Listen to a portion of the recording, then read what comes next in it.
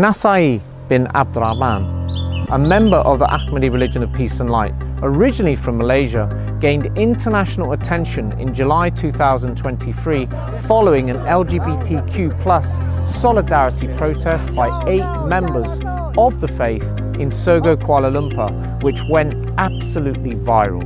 The protest was held in reaction to the strict persecution and capital punishment directed at the LGBTQ+ community in Malaysia in the name of Islam. After a campaign of state-sponsored persecution, arrests and death threats from the general public in Malaysia, the 8 brave protesters fled to the UK, where they now reside and work at the Europol headquarters. Nasaie spoke with me about his dangerous journey.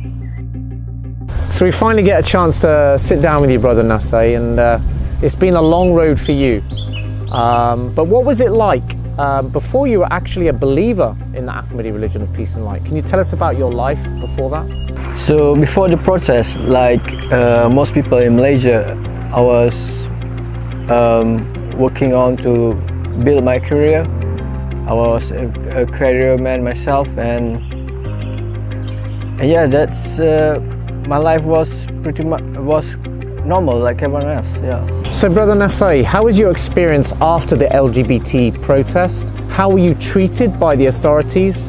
And what is your feeling about the oppressive approach from the Malaysian authorities in the wake of all of this? Well, after the protest, after the LGBTQ gathering, we were mocked severely by the people of Malaysia and in public, yeah?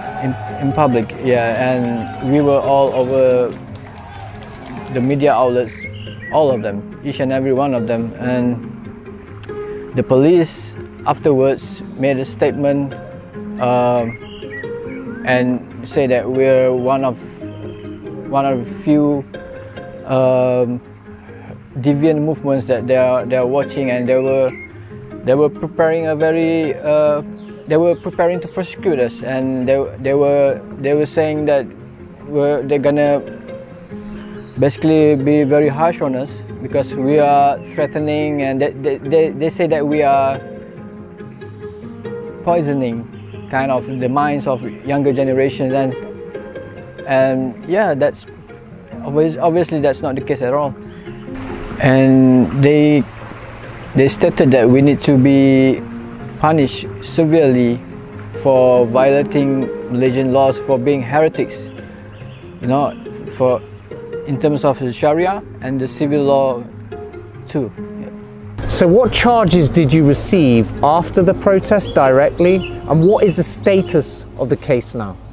The Islamic Religious Department of the Federal Territory of Kuala Lumpur persecuted us for false claims of the appearance of Imam Mahdi, and they say that we are corrupting the minds of the people, and several muftis from some of the states in Malaysia, Kelantan and Pahang. Kelantan and Pahang, just to name 2 of them, call us apostates and want us to be punished for apostasy, which is the punishment is worse than you can imagine. Even the Royal Malaysian Police accused us of heresy, and they think we're sort of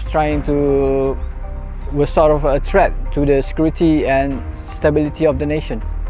So far and very persistently, the case of the LGBTQ gathering and our humanitarian message of the Ahmadi religion of peace and light continue to receive widespread attention from the media, from the people, and from the authorities themselves.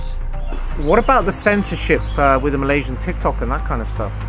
Yeah, TikTok and YouTube too, and yeah, they block our TikTok and YouTube, and even after that, our message have continued to grow in Malaysia and people are coming into the religion more and more.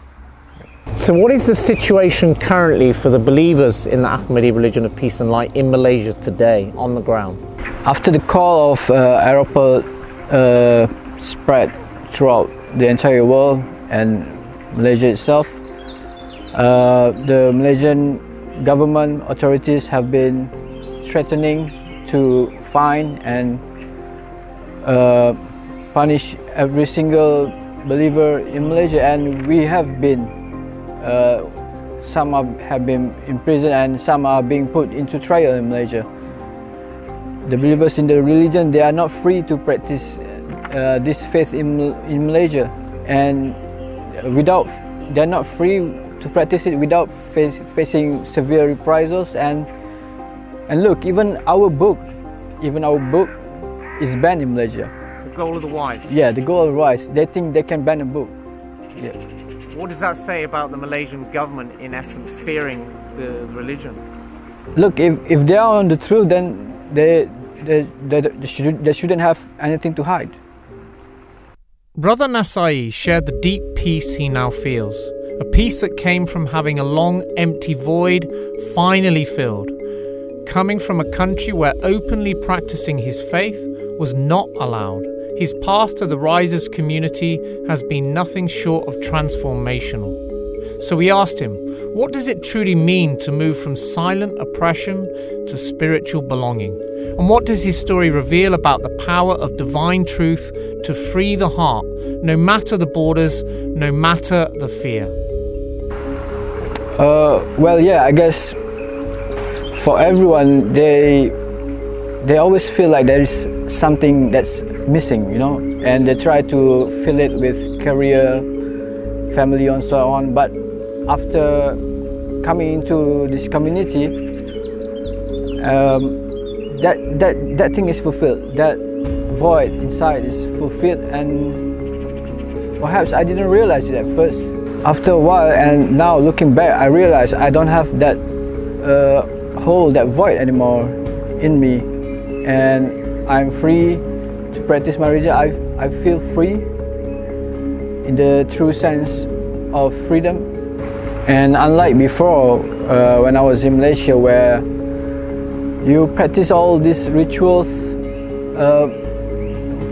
rituals that feels without soul. It's just soulless, and the rituals are choreographed, really. When I was back in Malaysia, I had many friends who normally say every time something bad will happen to them, they would say, "There's no such thing as fairness in this world." Yet here, I find that fairness. There is fairness in this world, and it is in this world, in this community here with Abah Sadiq. And Abah Sadiq really sees you for who you are, and he sees the potential in everyone. And I'm sure everyone feels deep inside that they have this power, this longing for freedom and for God. And with us here, with Abah Sadiq, we have God. Brother Nasaie, once a young man navigating life in a country that silenced both his own identity and his beliefs, stood up when it was most dangerous to do so.